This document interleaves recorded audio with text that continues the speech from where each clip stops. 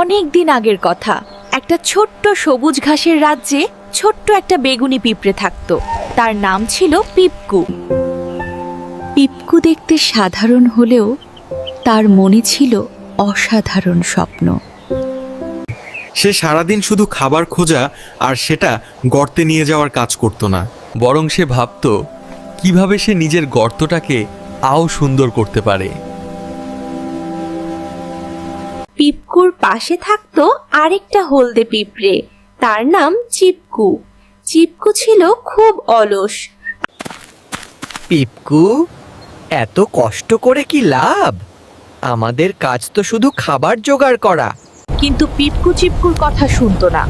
একদিন খুব ঝড় বৃষ্টি শুরু হলো। সব পিঁপড়েরাই তাদের গর্তে লুকিয়ে রইল। কিন্তু পিপকুর গর্তে বৃষ্টির পানি ঢুকে যাচ্ছিল, কারণ তার গর্তটা ছিল একটু নিচু জায়গায়।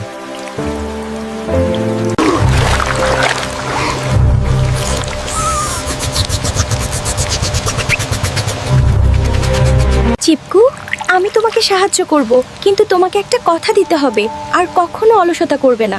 আমি আর কখনো অলসতা করব না। ঝড় থামার পর পিপকু আর চিপকু দুজনে মিলে তাদের গর্ত দুটোকে আরো উঁচু জায়গায় নিয়ে গেল।